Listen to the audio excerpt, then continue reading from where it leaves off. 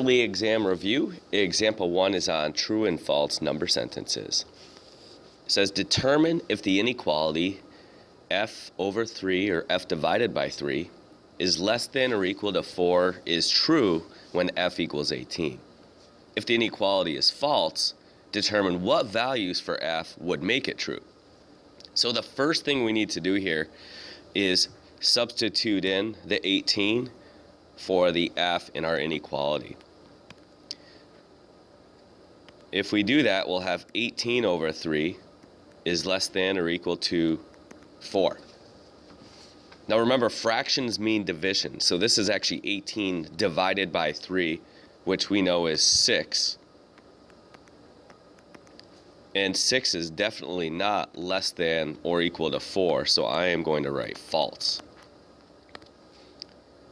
Now when we replace the f with an 18, we got 6, which is actually larger than 4, so we need to pick smaller values for f.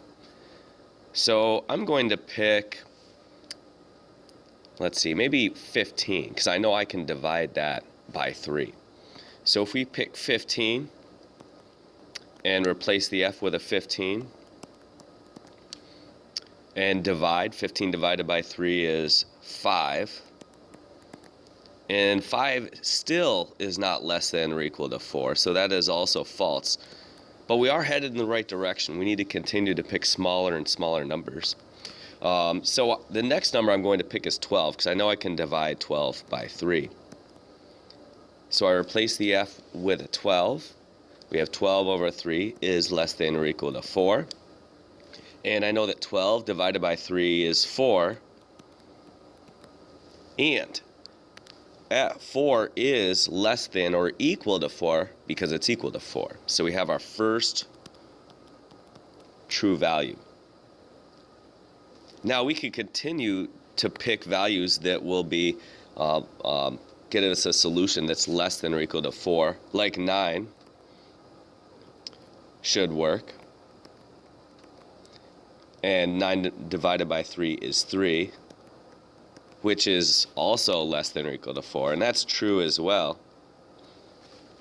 But remember that there's numbers in between 9 and 12, and there's rational numbers, fractions, those types of things.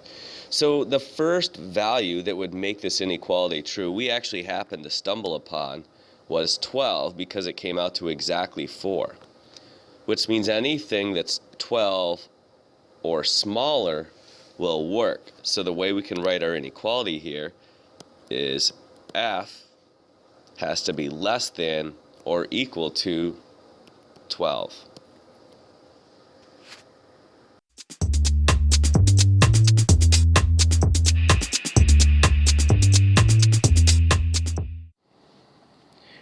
Alright, example number 2, real-world equations. The scenario says Jimmy bought 5 fish for his new aquarium.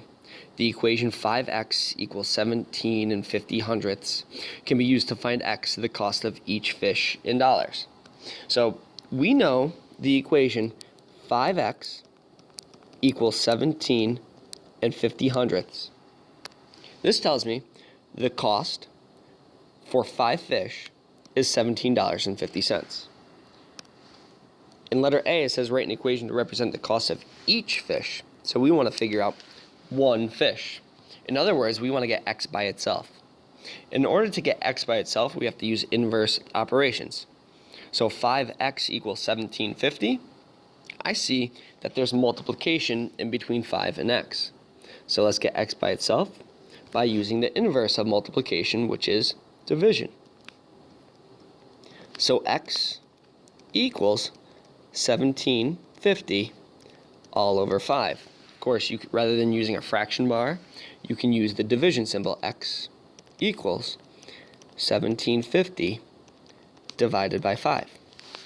That's our equation for letter A.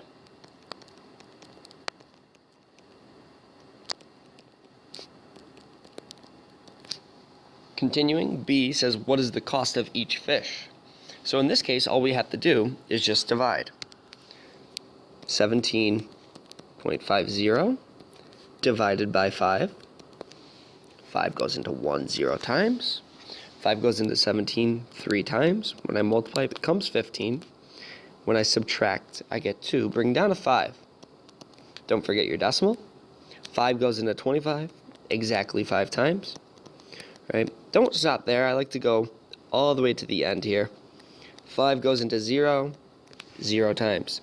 So that tells me that the cost of each fish is $3.50.